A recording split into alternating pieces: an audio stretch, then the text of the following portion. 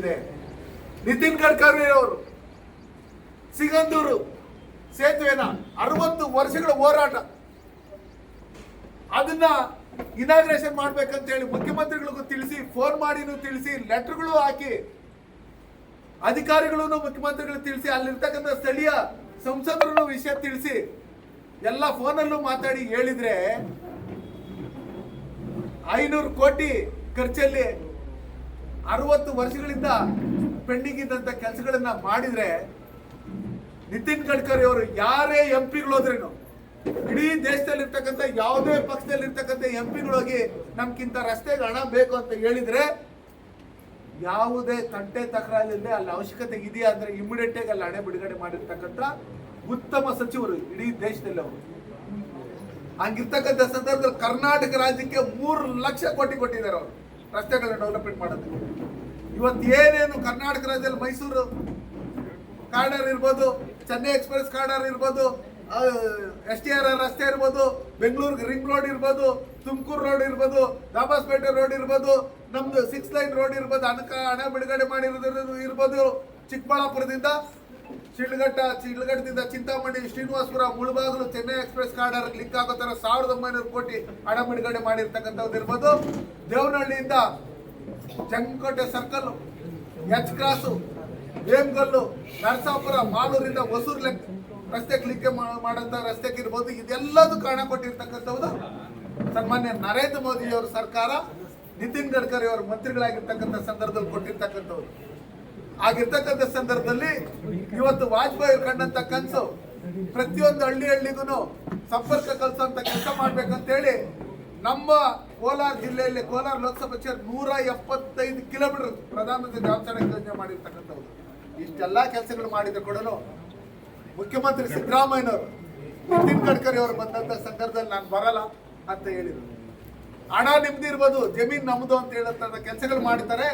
ಕರ್ನಾಟಕ ರಾಜ್ಯದಲ್ಲಿ ಡೆವಲಪ್ಮೆಂಟ್ ಆಗಬೇಕು, ಇಡೀ ದೇಶದಲ್ಲಿ ಇರ್ತಕ್ಕಂಥ ಮುಖ್ಯಮಂತ್ರಿಗಳನ್ನೆಲ್ಲ ನರೇಂದ್ರ ಮೋದಿಜಿಯವರು ಮೀಟಿಂಗ್ ಕರೆದ್ರೆ ಕರ್ನಾಟಕ ರಾಜ್ಯದಲ್ಲಿ ಇರ್ತಕ್ಕಂಥ ಮುಖ್ಯಮಂತ್ರಿಗಳು ಸಿದ್ದರಾಮಯ್ಯನವರು ಅದಕ್ಕೆ ಗೈರಾಗ್ತಾರೆ.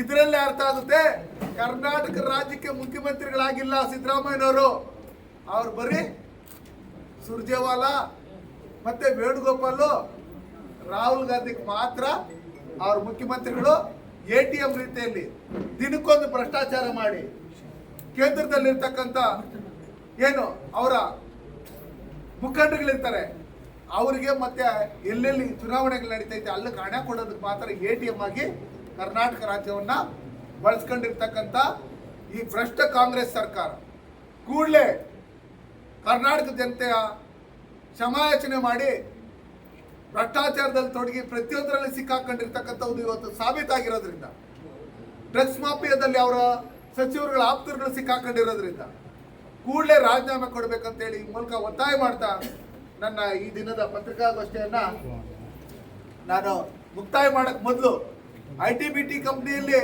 ನಾನು ಸಚಿವನು ಅಂತ ಹೇಳ್ತಾರೆ ಯಾರೋ ಪ್ರಿಯಾಂಕ್ ಖರ್ಗೆ ಅವರು. ಆದ್ರೆ ಟೊಯೋಟಾ ಎಲೆಕ್ಟ್ರಿಕಲ್ ಕಾರ್ದು 25,000 ಕೋಟಿ ಹಣ ಬಿಡುಗಡೆ ಮಾಡಿ ಇಲ್ಲಿ ಕಂಪ್ನಿ ಮಾಡ್ಬೇಕಂತಿದ್ರು.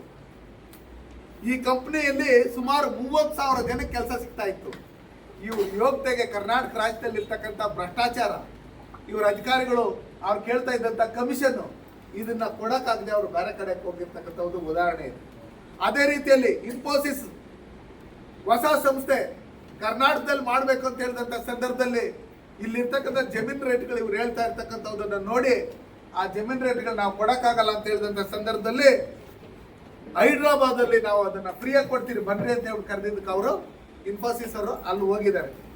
ಅದೇ ರೀತಿಯಲ್ಲಿ ಆಪಲ್ ಕಂಪ್ನಿ ನಮ್ಮಲ್ಲಿ ಇವತ್ತೇನು ಟಾಟಾ ಅವರು ತಗೊಂಡಿದ್ದಾರೆ, ಅದ್ರಲ್ಲಿ ಇನ್ನೂ ಒಂದು ಬ್ರಾಂಚ್ ಮಾಡಬೇಕು, ಎಷ್ಟು ಕೊಡಬೇಕು 1 ಎಕರೆ ಜಮೀನಿಗೆ ಅಂತ ಹೇಳಿದಂಥ ಸಂದರ್ಭದಲ್ಲಿ 1 ಎಕರೆಗೆ ಇವ್ರಿಗೆ 2 ಕೋಟಿ ಕೇಳಿದ್ದಾರೆ. ಅದೇ ನಾವು ಹಿಂದೂಪುರದ ಹತ್ರ ಹೋದಂಥ ಸಂದರ್ಭದಲ್ಲಿ ನಮ್ಮ ಕಾರ್ದು ಕಂಪ್ನಿ ಇದೆ, ಕಿಯಾ ಕಂಪ್ನಿ, ಅವರು ನಮ್ಮ ಕರ್ನಾಟಕದಲ್ಲಿ ನಾವು ಮಾಡ್ಬೇಕಂತ ಸಂದರ್ಭದಲ್ಲಿ ಬಂದಾಗ ಜಮೀನು ಕೊಟ್ಟಿಲ್ಲ ಅಂತ ಹೇಳ್ಬಿಟ್ಟು ಹೇಳಿ ಅಲ್ಲಿರ್ತಕ್ಕಂಥ ಮುಖ್ಯಮಂತ್ರಿ ನಾವು ಫ್ರೀಯಾಗಿ ಕೊಡ್ತೀರಿ, ಫ್ರೀಯಾಗಿ ಕರೆಂಟ್ ಕೊಡ್ತೀರಿ ಅಂತ ಹೇಳಿದ್ ಕಲ್ಕೋಯ್ತು. ಅದೇ ರೀತಿಯಲ್ಲಿ ಟಾಟಾ ಅವರಿಗೆ ಇವ್ರೇನು 2 ಕೋಟಿ 1 ಎಕರೆಗೆ ಅಂತ ಹೇಳ್ಬಿಟ್ಟು ಹೇಳಿ ಕೇಳಿದ್ರು ನಮ್ಮ ಕೋಲಾರಲ್ಲಿ ಸರ್ಕಾರದವರು.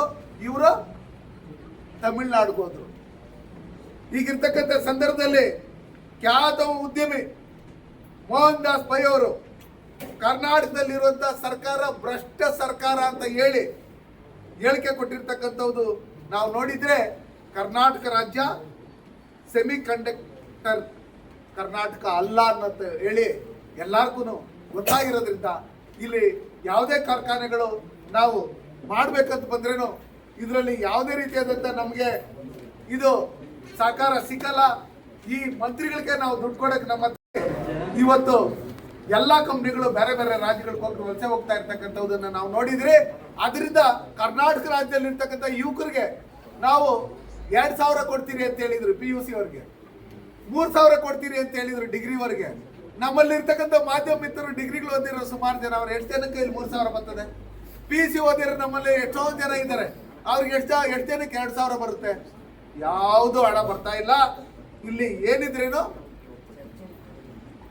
ಘೋಷಣೆ ಅಷ್ಟೇ, ಕಾಸುಗಳು ಯಾವುದೇ ಅಕೌಂಟ್ಗೆ ಹೋಗ್ತಾ ಇಲ್ಲ.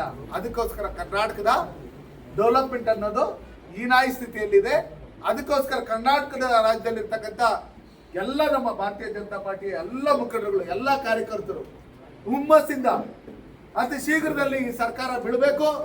ಕರ್ನಾಟಕ ರಾಜ್ಯದಲ್ಲಿ ಭಾರತೀಯ ಜನತಾ ಪಾರ್ಟಿ ಸರ್ಕಾರ NDA ಅಧಿಕಾರಕ್ಕೆ ಬರಬೇಕು ಅನ್ನೋ ನಿಟ್ಟಿನಲ್ಲಿ ಇವತ್ತು ಪ್ರತಿ ಗ್ರಾಮಗಳಲ್ಲೂ ನಾವು ಹೋರಾಟಗಳು ಮಾಡೋದ್ರ ಮುಖಾಂತರ, ಕಾರ್ಯಕ್ರಮಗಳನ್ನು ಮಾಡೋದ್ರ ಮುಖಾಂತರ ನಮ್ಮ ರೈತ ಮೋರ್ಚಾ ಇರ್ಬೋದು, SC ಮೋರ್ಚಾ ಇರ್ಬೋದು, OBC ಮೋರ್ಚಾ ಇರ್ಬೋದು, ಮಹಿಳಾ ಮೋರ್ಚಾ ಇರ್ಬೋದು, ಪೇರೆಂಟ್ ಬಾಡಿ ಇರ್ಬೋದು, ST ಮೋರ್ಚಾ ಇರ್ಬೋದು, ಪ್ರತಿ